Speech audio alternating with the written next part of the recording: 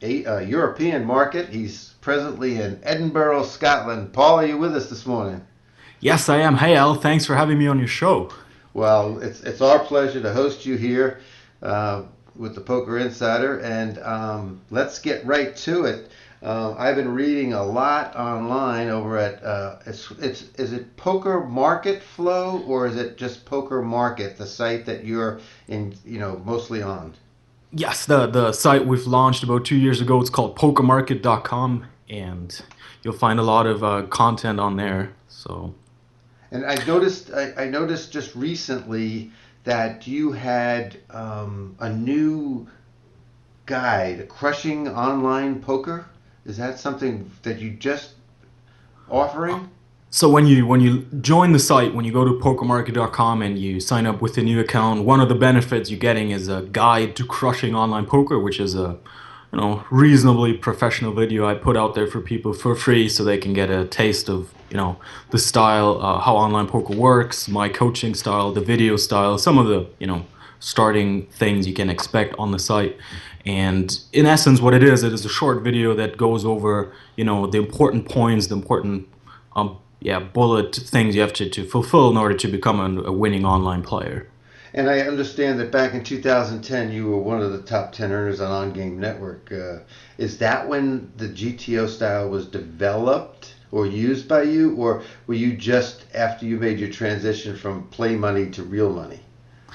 Well, the top 10 winners thingy, that's more of I a, heard over marketing thing. It's always difficult to market European yourself, market. but there He's was definitely presently one in period in time Edinburgh, where I Scotland. was Paul, are you playing with mostly us? on the on-game network, which actually still exists.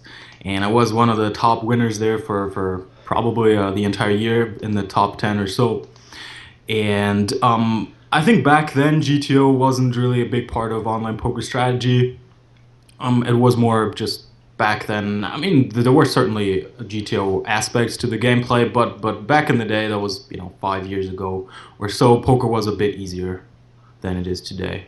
And where did you start playing? What sites did you start playing on?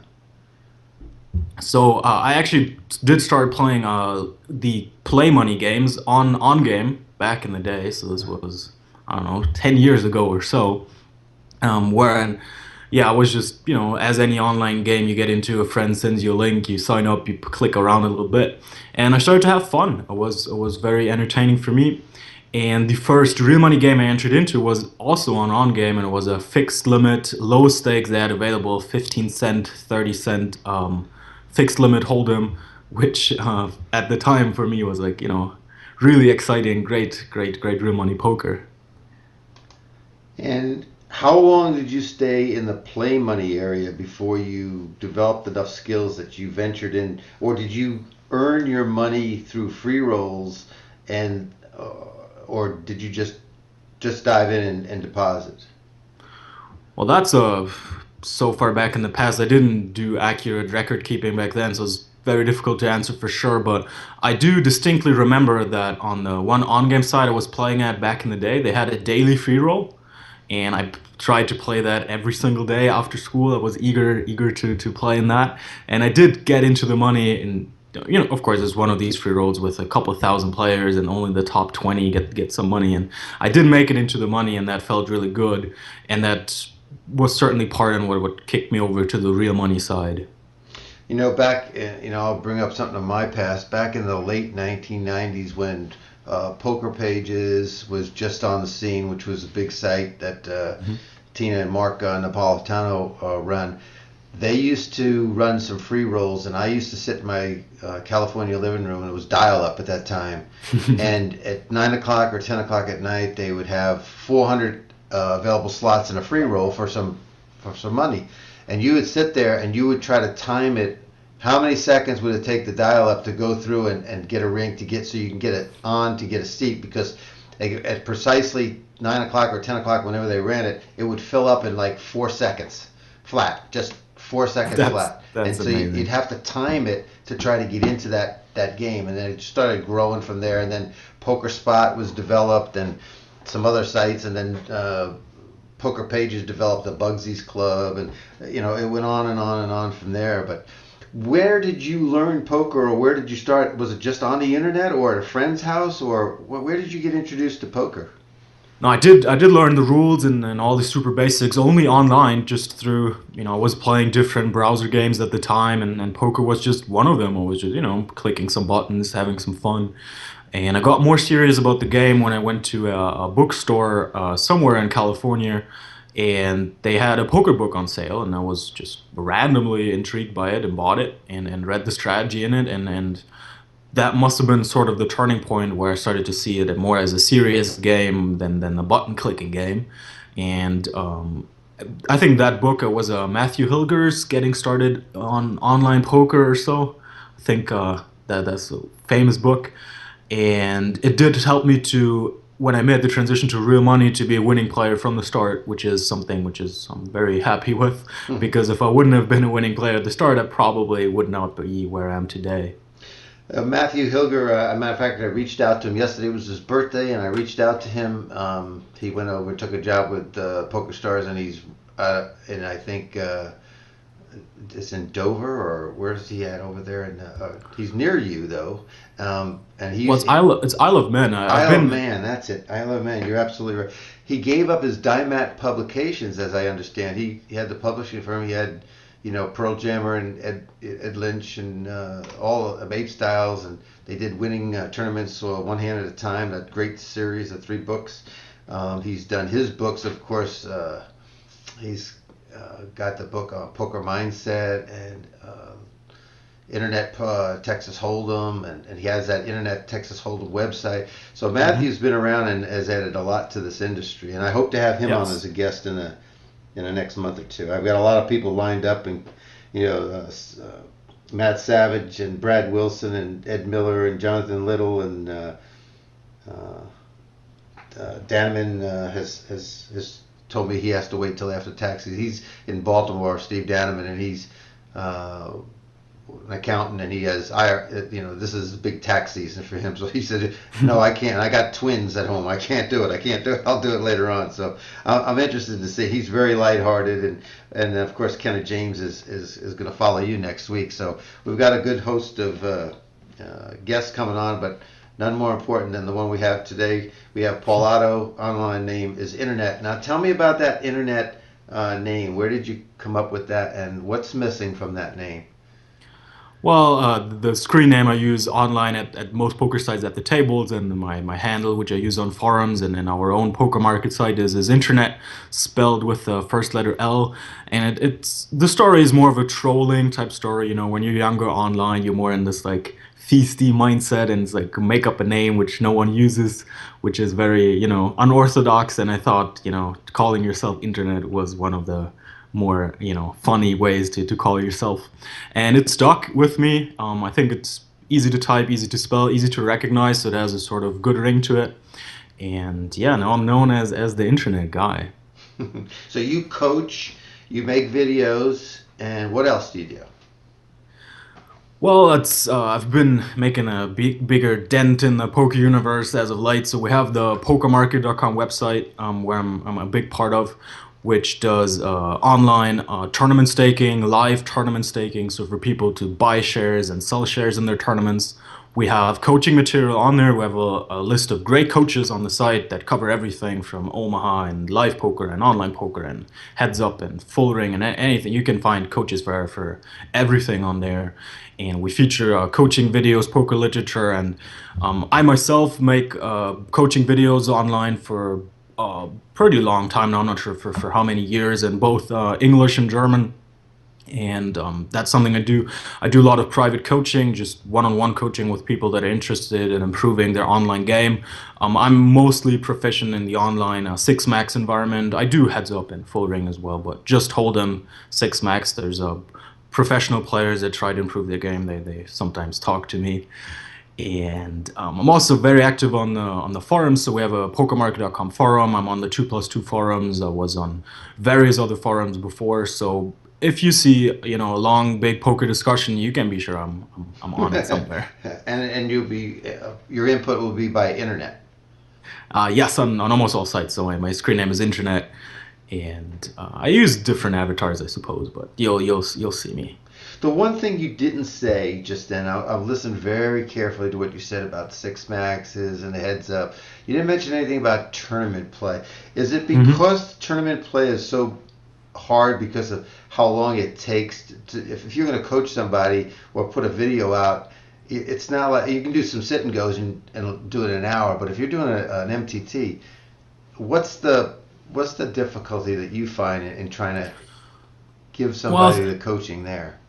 Well, I think with the way online poker is right now is that it's very you need to be very specialized to be good at something. There's very few people that excel at different variants, and I consider tournaments to be very different from cash games. And of course, I play tournaments myself, and I'm not a fish in them or anything. But I wouldn't consider myself a good enough tournament player to make videos about it or to coach about it. Anyone who's willing to pay money for it can probably find someone that's better at them than me. Um, So so. no, that's fair enough. That's fair enough. I myself concentrate on the cash games, both full and six player. Mhm. But the tournaments, I do the sit and go. They do the heads up tournaments and things like that. But somebody came to me the other Oh. day from New Jersey and he wanted MTT training. I said, well, that'd be fine, but how about this? To save you some money, how about calling me when you're down to 20 people left in the tournament? Because you're going to have to pay a lot of money for me for hours to sit around and watch maybe one That's hand every, true. 10 minutes or something like that. Because, we could do some early training, how to get that bankroll or that stack increased in the early and how to get around the landmines that are out there, especially in free rolls and low entry Hmm. tournaments and rebuy tournaments.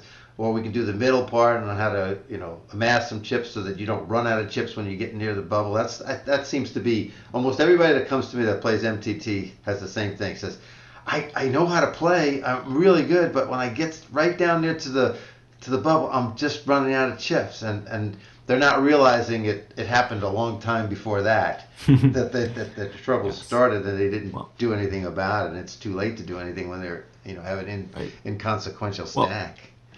the start of the tournament though does play a lot like cash games. I do think when I play tournaments myself, the first few levels or the first day, even in live tournaments, I'm can be really really good at. But the skill set does change from those deeper stack situations to the shorter stack situations, and in those ones, I think strategy can be very unintuitive, at least for a cash game player. It's true. How about you? When you were playing and you were playing the free, and then you started playing for money, what was it? What was the turning point where you said, "Wait a minute, I got this. It just clicked. This, I wasn't doing this. I just clicked." And was there a point in time where it just all came together for you? I think it's a very good question. There's been several points in my poker career where I've been like, "Oh, this all makes some sense. This is all coming together." One of the more on the success scale is when I used to play after on game. The second side I was playing at online was iPoker, and there was a point in time where I played a lot to clear a big bonus. Yes. And when I successfully cleared the bonus after a long month's grind, I finally reached a total bankroll of $10,000, and I was so happy with myself. I was like, "Man, you did it! This is like real money. This is amazing." So that was one big turning point where I was very excited. My turning point was I was playing at Poker Spot one night out in California, and it was 1 o'clock in the morning California time, and I had just beat about 1,400 players in a free roll, and I won $22, and I was so amazed and so excited. But there was nobody I could call. Everybody's sleeping on the East Coast. My wife was asleep. I couldn't celebrate, and I'm there, looking at myself, and I'm screaming to myself, "Oh wow, I did it! I conquered the world!" And it was like, all right, tell the dog, tell the dog. I was there all by myself. Yes, that's one of the drawbacks of playing online is when you're home alone, you can't cry to anyone when you run bad, you can't celebrate with anyone when you run good. Although luckily we have a small poker community here in Edinburgh now, so that helps a little bit.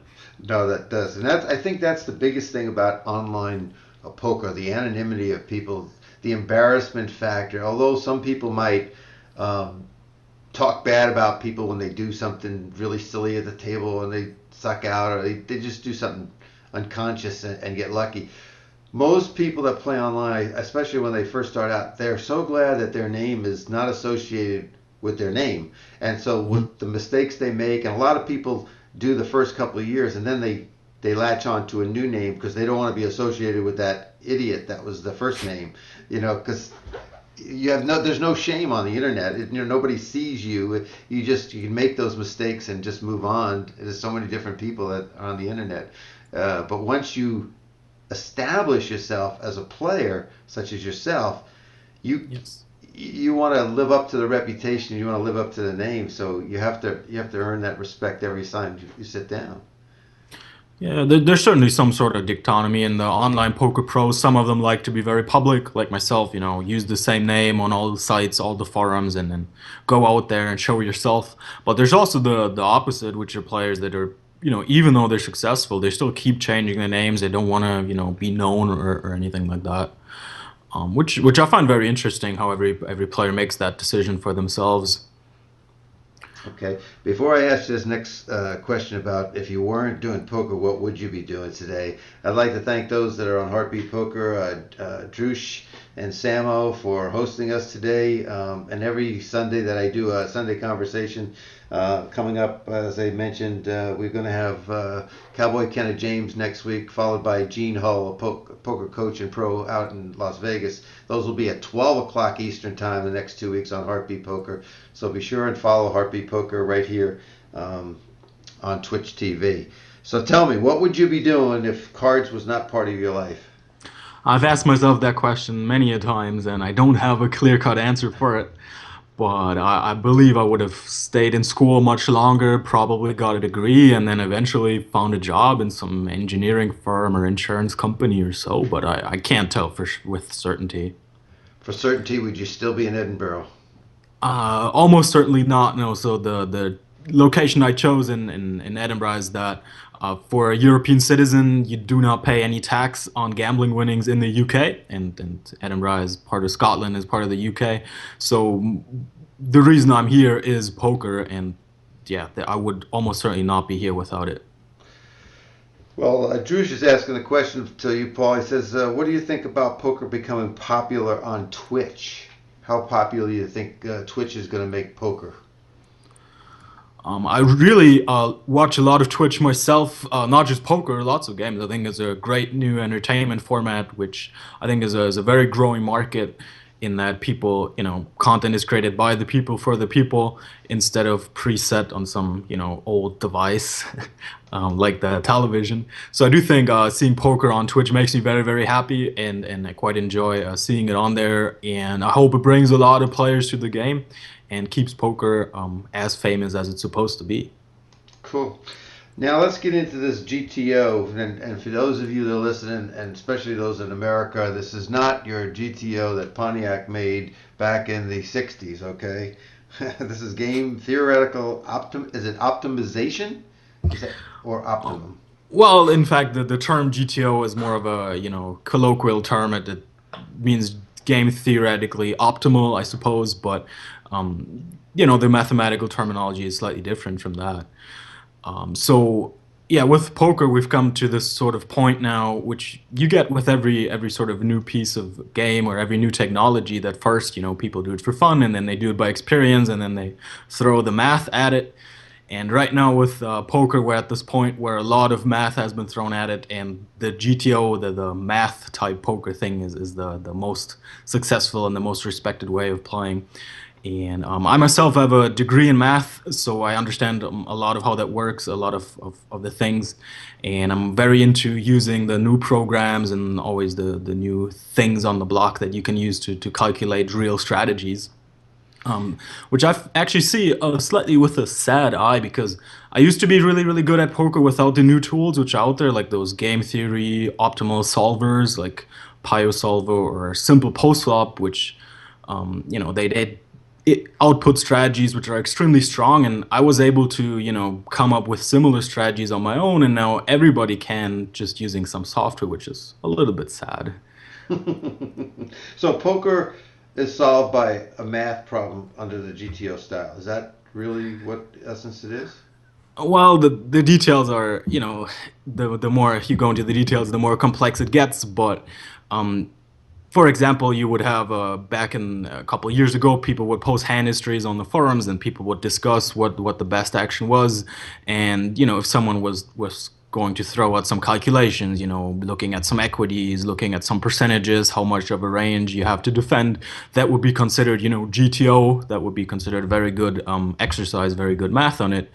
And nowadays, all the math anyone has ever done on a sheet of paper in a forum can be automated by software and naturally can be done much, much quicker and much, much more accurate. And that's sort of the new GTO thing that's going around. Is there a person other than yourself that's associated with the GTO style that was the either the inventor or the person that introduced it? Like everybody says, Al Gore introduced the internet. Who introduced the GTO style? I'm not sure about the particulars. I do know that John von Neumann, he's like a famous mathematician, and one of his early books on economics, he did um, invent game theory, I believe, and he did use an example of poker play in his most famous publication. So, in a sense, you can say it dates back all the way to the invention of game theory by John von Neumann. And in poker theory really applied to the modern games. I do think David Slansky and the crew on 2+2 Publishing definitely made a dent in that. They applied easy principles for poker play, which are based on mathematical formulas. But really, I'm not sure how the history in terms of applying GTO really comes about. Okay. Um, Jerry DeCripney, who's an individual from California. He's on online here on Twitch. He asked a question about moving up in stakes. How did you adjust or prepare that? And did you multi-table or single table at first? Let me just couch that by saying that Jerry plays between 30 and 40 tables at a time at the micro limits. He's got a team of techs that are working on and have developed a HUD conversion to work on certain sites, including full flush poker. And so he's a very interesting individual that you might enjoy talking to offline as well, because he might give you insight into something. And I know he would enjoy talking to you. But his question again is, how did you adjust or prepare as you moved up in the stakes online? And did you multi-table or single table at first? So I was going to say I play several tables at once, but then you said he plays 30 to 40, so now I feel a bit inadequate. I I started out as an online player, and as such, a young kid needs always a little bit hyper. So I did start off right off the bat, always playing at least 4 tables, I believe. But these days I do play a little bit more than that. It varies a little bit, but between 8 and 10 perhaps. So yes, I think multi-tabling is at the very heart of online poker. I believe there's very few people that play one table of online poker. It's just boring. And the But adjustment as you moved up? in terms of moving up, I haven't moved up in a while, so I'm not sure how I used to do that.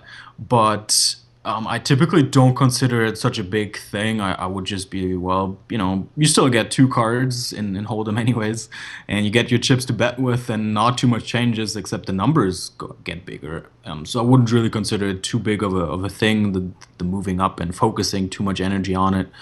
Certainly, if your bankroll management is reasonably aggressive, and when moving up you want to pay close attention to reducing your number of mistakes, then you may make some adjustments. But in general, I think don't change a winning strategy if you have the bankroll and the skills necessary. Just play a different, higher stake game.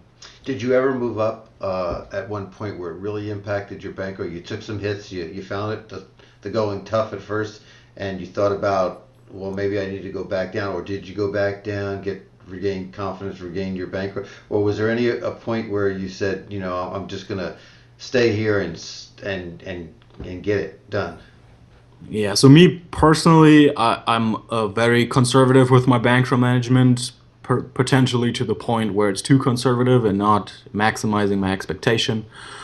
As such, I never really had any, problems moving up and then hitting a bad run and being forced to move back down. But I did find myself when I play some of the higher stakes games online, like those, with 4-digit buy-ins, that when I get a bad run there, I do feel kind of bad, and that's why I don't really play too much higher than NL 1000 regularly. Okay. So yeah. Well, one of the other questions that was asked before we came on the air today, somebody wanted to ask you, was the HUD use. Are you using any, what got you into you, or if you are using the HUD, and what advantages do you see for a new player starting out that would come to you as a coach, for instance? Would you hmm introduce them right away to using the HUD, or would you start them out trying to learn the game without it and then introduce it? Yeah, I've coached many players who are using HUD, but they're using it incorrectly, or they don't really understand how the numbers work and what they mean. So if I was introducing someone to online poker, I would coach someone that's reasonably new. I would coach them without a HUD and first, explain to them, what is a value bet, when do you bluff, what are the conditions that need to be met before you take a look at, how the stats work and how does that impact the decision. I see a lot of online players in the small stakes these days that prioritize the stats and the HUD way over the actual action that is taking place at the table. So they will say things like the opponent folds too much to C bets and will take that as an excuse for betting, even though their hand or the situation may not lend itself to betting at all. So I would be careful for new players using software they're not, So it can be a crutch. yeah. So I would see it more as help in making good decisions more than doing the decisions for you. Okay. I Yes. know that when I teach, I try to teach a solid fundamental core of poker skills so that they can take it to the next level. They can take it to live games because there's no HUD, there's no hold'em manager, there's no one to help you when you go play live. So if you don't learn to see what bet sizes mean and how people are playing position Yes. and things like that, you don't learn the essence of the game, and you can succeed only if you're lucky at these live games. So I'm going to get my first introduction because I don't even use it myself. But Jacripney, the guy I told you about before, who's developed the software, he's going to give me a tutorial on it here in later this month or next month, hmm and I'm going to introduce it, and I want to see the difference between the way I coach now and how I would coach if I involved this new system into it. I'm not going to go there. I know I'm not going to go there, but I want to know more about it. You know, Right. so I'm out there. I'm just learning that myself. Right. Yes, I think especially as a new online player that's not used to HUDs, you should certainly play in a game where HUDs aren't even possible. A lot of poker sites are cracking down on software usage, on software aids. There is on microgaming they have the anonymous tables where since there are no screen names, no hand histories, you cannot possibly use a HUD. And there's Unibet which does not allow any HUDs as there's no hand history supplied. PokerStars has recently cracked down on some of the more advanced functionalities of HUDs, which is very controversial. But so I do think learning poker, playing poker without a HUD is very important and is the skill that has to be mastered first before you introduce the HUD as an additional layer of information. We got a question from Cat Daddy who says, "What do you feel is the best way to learn GTO?" Well, I would first want to know what your current level or understanding of poker and in specifics GTO is. For starters, I mean, as for any topic, just go on Google and type in some keywords, see what comes up. There's probably a couple good video introductions on poker coaching sites. So there's many coaching sites, but of course, there's also probably some really good videos on our coaching site, the pokermarket.com marketplace, where you can find videos on anything, including GTO content. In terms of books, there is one which is called Math and Hold'em, which is a more basic introduction to poker math. And then if you're looking for the more advanced GTO content, there is Mathematics of Poker, and there is a Professional Heads Up No Limit. Those are books which you can search for, which are then a little bit more advanced. Great, great. That's good advice. I hope, Cat Daddy, that answers your question. I want to go back to one question I had on my list here. What's the hardest thing as a coach to teach your client or the player that comes to you that wants to learn poker, that has a basic understanding of poker, but for some reason they're coming to you because they're not advanced. And so, what is it that's the hardest thing for you to impart to them? I think the hardest part to coach it, of course, varies from person to person, but it's the decision-making process, which is, which things do you prioritize, which information do you look at first when making a decision, and how do you rank the other parts of information. So let's say someone makes a bet and you have a weak hand and you're not sure whether you should, should you call it, should you fold it, then you can think about, what do you look at first? You look at the speed at which the opponent has bet. Do you look at the size the opponent has bet first? Do you look at the HUD stats first? Do you look at, how does your hand rank in your own range? Do you look at, what does your opponent represent? How do you rank all these factors? And I find different players have different, decision processes which they go over first, which things do they rank how, and changing how someone thinks about that can be very, very difficult. So going back to the HUD example, I've seen players that look exclusively at the HUD, and you cannot convince them of a play that doesn't fit with the view of the stats they have. So they'd be like, well, but the HUD says he likes bluffing, so I must call. And you're like, well, but there's other factors which probably mean it's not a call. But the way of thinking is very difficult to change for some people. Let's say somebody came to you that was playing 25 cent 50 no limit. They were playing six player. They were playing the full table. They were playing maybe two, three tables at one time, and they were holding their own. They kind of know a little bit about poker. They've read books. They've looked at videos and everything. They want to make the next step up and everything. Well, how would you go about the coaching session that you're having with them? Where would you start, or how would you go about teaching them or coaching them? Right. So first of all, someone who's at the online no limit 50, 25 cent, 50 cent level is already, and then holding their own there is already a pretty solid player. Okay. So that's already quite the accomplishment.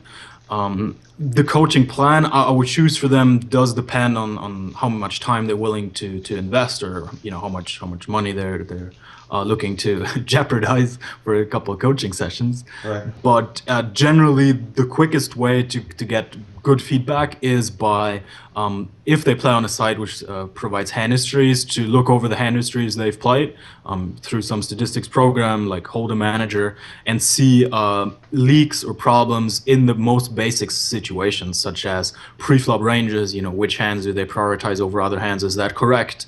How do they play post-flop? Do they fold somewhere way too much? Do they not bet somewhere enough?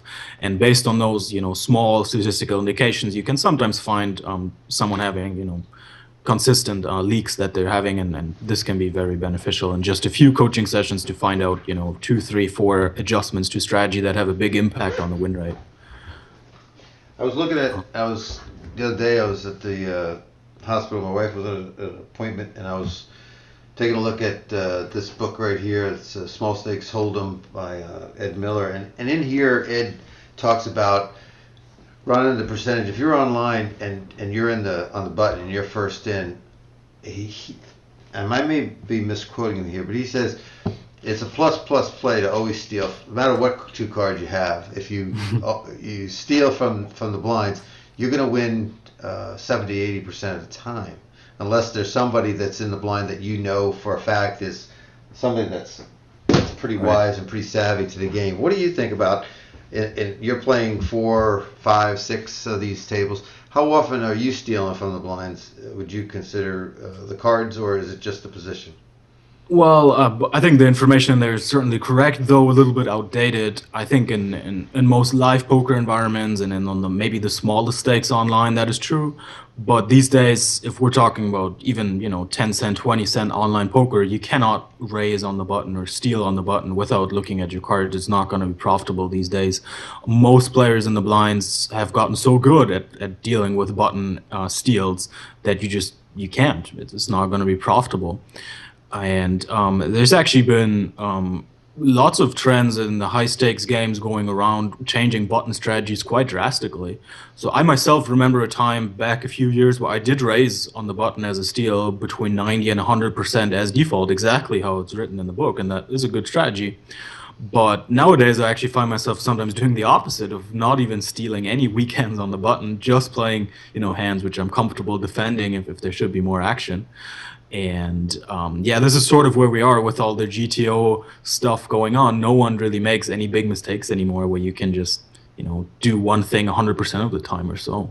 So you're really blending. You're blending it. You're taking the best of everything that's been out there and tried over the last 5 to 10 years. What's been written, what's been tried at the table, what statistics are out there. So there's going to be sometimes you're going to do a little bit more based on the weakness of your opponents, and sometimes you're going to stick to just the cards that dictate that you can play that way or play back at somebody. Is that correct? Yes, well, you should have a pre-flop default, which is just which hands do you raise in every position, and you should stick with that. And it's certainly not going to be, all hands on the button or 90% of hands on the button. It's going to be something like more than half of the hands or so you're dealt. And if you play that as a standard strategy, you're going to at least be reasonable. But of course, you should always be willing to adjust away from your default and potentially raise more hands, potentially raise less hands, depending on the circumstances. Okay. One of our Twitch mates that over here on Heartbeat Poker is Noodle the River, and he says, "Isn't GTO based on being balanced? If you're balanced, how do you exploit another player? I mean, isn't it more defensive rather than offensive?" You have any response to that? Right. So there's a lot of confusion about what GTO does, and it actually does two things at the exact same time. The first thing is exactly what Noodle the River is referencing is when you play a GTO style, a GTO strategy, you cannot possibly be exploited. You are perfectly balanced in every way fathomable. However, at the exact same time, a GTO strategy also maximizes expectation against a good opponent. It is also the only strategy which makes sure that you win the maximum possible. So it's sort of this two-way approach, which sometimes is only looked at from one perspective. I get it. And then follow up with that, Decryptny says, when do you think GTO or explorative strategy is most effective, and how do you recognize which strategy would be best to use? Right. So I get this question a lot in coaching, so I actually have a very good answer for that. And the main concept which lies at the heart of every poker decision you will ever make is you want to make the decision which has the highest average expectation, the most plus EV decision. And if possible, that is an exploitive strategy, that is an exploitive decision, that is one we talked about, like raising on the button with every single hand. If that's profitable, you should absolutely do that. And you should only revert away from this exploitive approach of making the maximally EV decision when you don't know what that maximally expectation decision is, when you're just not sure. You can't determine, is it better to bet or not? It's difficult to say. In that case, you revert to your default strategy, which is a GTO-based play. Okay. And one of the other questions earlier on I meant to get to is, what do you think is the weakest part of most players' games right now on the internet? Those that are playing online, but what is the one thing they should work on more than anything else that you see more times than not when you're playing? What is the biggest mistake you're seeing? Where's their weakness? Well, that's a very broad question. So it does depend on the side you're playing on, the stakes you're playing on, the game variety you're playing on. In general, is it bet sizing? Is it is it mostly position? If they worked on one area to improve their game, what do you think the most common area is that they make the most mistakes? Well, one thing I would have answered maybe a year or so ago is certainly the big blind play. I think a lot of players play really poorly from the big blind, oftentimes folding too much pre-flop, oftentimes not check raising enough on the flop and turn and river. So I think I would answer that. These days, though, I see even at smaller stakes, very good pre-flop play from the big blind actually. So I think that has sort of made its way down from the higher stakes to the lower stakes already. And I'm not sure. I think many people online are playing distracted / too many tables, like not paying enough attention. They're just ramping up the volume or watching, a Twitch stream on the side. Perhaps some of our viewers are playing just now. Right now, and listening to you, and they're losing money at the table, right? So this attention deficit is certainly something which for a lot of people is true, but there's certainly other problems as well. Yeah, we've got a So, player that's on Full Fledged Poker. His name is Ronster. He's on in the Twitch today, and I've been working with him over the years. And one of his biggest, I would say, Achilles heel is that he doesn't check raise enough out of the big blind, and mhm. it's a very useful tool, especially when you see betting and somebody out of position then puts this bet on you, you and you've missed everything. You're barreling with nothing. It's hard to stay in there. Yes. It's really difficult. But anyhow, he's learned. He's working with it, and he's going to do pretty well. Who's the toughest player, either live or online, that you've encountered at the tables? In other words, giving you fits or just oh man, I can't figure this guy out. This guy is so good. Is there anybody out there like that? There's a play style more than an individual player, which is very difficult to deal with, which is, I mean, I like to call it the Russian style because a lot of people whose location is displayed as Russia or Belarus are playing a style, Yes. which is a very raise heavy style at all spots and pre-flop, post-flop, everywhere very very aggressive, not unbeatable, but does put you into a lot of very tough decisions. So this is the pre-flop style, similar to what Poker Snowy advocates, with a very high three bet, very low fold to four bet type style, and extremely high c bet, extremely high two barrel. But then not folding to raises. You would think someone who's this aggressive would fold to raise, but no, no, no, they don't fold. No, no false. And do you have a favorite player, either online or live or both, that you want to share with everybody here today? Is there somebody that either a lot of people hold Doyle Brunson, but do you idolize anybody? Was there anybody out there that inspired you that you said that wow, that guy really knows how to do it? Well, I Or do admire people that treat poker more as a science than as a game. So one of the first people I admired is the Bryce. I'm not even sure what his real name is. That's just an online screen name. Is one of the best fixed limit hold'em players that has ever lived. He's retired from the game a year or so, or a couple of years ago. But he made videos on back then it was called Stocks Poker. Now they're owned by Card Runners, yes. and he made some really great content which I really enjoyed. These days, someone like-minded, which puts out similar content, is Alex Sutherland, I believe his name is. He's the guy behind or working with GTO Range Builder. He puts up free videos on YouTube, which I like a lot. And I'm actually not sure if he's a very good player or not, but he is a very good poker scientist, if you could say that. Can people that are listening to this follow you on Twitch and watch you play? I do have a Twitch channel, however, I rarely stream on there. It's a hassle to set up and to get into the right mindset for it, so I apologize. But I do have a Twitter you can follow. It's twitter.com/Paul, and then internet, and the internet merges with the L of Paul, so it's Paul and then Nternet. Got it. Got it. And how about any books that are either new or old that are relevant that you would suggest to listeners, whether they be cash or tournament players, that they must have in their library? In other words, they can have all these other books that people have talked about over the years, but if they had to have a few books that definitely should be in their library, is there some that you would just point out to them right now today? There's a couple books which I've enjoyed over the years. I think anything I've ever read from David Slansky has been good. Some of his works are surely outdated and not applicable to the online landscape, but still, he makes so many great points about poker, about strategy that I would. Advanced. He's a lot of advanced. Yes. Yeah, so David Slansky, of course, there's The Theory of Poker, one of the most famous poker books ever, but he's written also, in more recent times, books. I think one is called Gambling, Poker, and Life, which I like. There's one of the newer ones is called Do You See Why? DUCY, I think. Ducey. Which Yeah, Ducey. Yeah, he did that with Alan Schoonmaker. Yes, I enjoyed that one. So those are some more of the classics. There is the Matthew Hilger books, which we talked about earlier, for like beginners, used to be very good. These days, for beginners, I would recommend what is it? Ed Miller's books, which you already referenced before. There's the Getting Started in Hold'em, and then there's the Small Stakes Hold'em by him, which are very very good books. I think they're. The Course. I just reviewed The Course, and that's an excellent book too.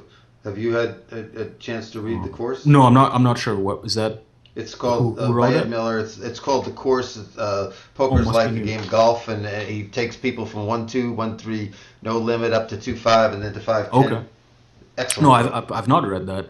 There's the 1%. Is that also That's by him? another I book think. he's right. Yes. So I'm not up to date on his newest publications. No, that's really good one. I put a review up. And matter of fact, in last month's Andy Up magazine, I write for them, and I did a review on the course, and it's in there. You just look up my name towards the back of the uh, magazine where all the articles are, and there's a review on it there. This week, or this month, it's playing Ace King and continuation bets. That's the Hmm. article I have in the present one. And before we go, and I really do appreciate your time today, taking time out of your busy schedule on a Sunday to be with us. Do you have a favorite tip that was either given to you or you want to pass on to our listeners today? I'm sure. So there's a, it's always important to set goals in life if you want to have a productive life. It's mandatory that you set yourself some goals up. But I got an extra tip from a veteran poker player here in Edinburgh, and he said it's not just important to set goals, but it's important to attach decisions or to attach actions upon completion or upon failing of the goals. So what I find is that sometimes you set yourself, I want to be at this limit by the end of the year, and then you either achieve it or you fail, and very often you just sort of disregard your old goal setting and you keep going as you were before. But it's important to say beforehand, what are you going to do if you make it your goal? What are you going to do if you don't make your goal? And then actually follow through with the decisions you've made in the past. I So can live with that one. I can live with that one. I had a book that I published a couple of years ago called The Poker Journal. And one of the tips that's in that book, I'm going to read it to you, and you can tell me what you think about this mhm. tip. Expect to make more money from loose players over the long haul. However, you can also expect to make money in the short run playing against opponents that play too tight. Mhm. And I find that when you're at the tables, most people are so involved, like you said before, with their HUDs and stats and everything, that they're not really concentrating on some of the people at the table. They're just going by the numbers, and sometimes the Yes. numbers can lie. I Yes. really do think the numbers can mislead a person because of the opponents that those people are playing against. I just think that sometimes you have to use your gut, you have to use your natural instincts to root out who's doing what at the table, and then exploit it. Right. No, I do believe in trying to quantify as much as is possible, but in some situations you have a feeling which is very, very difficult to quantify. And if you're a veteran, that feeling is probably not ill fated, but you should go with it.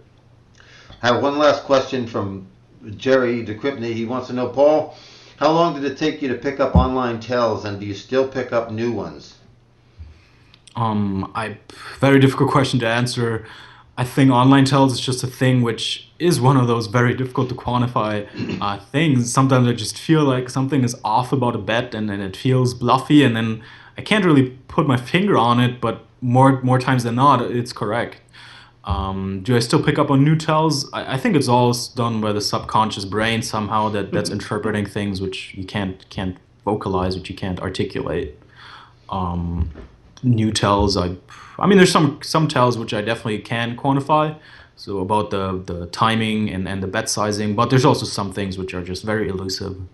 I understand. Well, Jerry, here's the tell. When Al says that we want to thank Paul Otto coming to us today from Edinburgh, Scotland, for his time and his insight this morning, that's a tell saying that the end of the show is very near.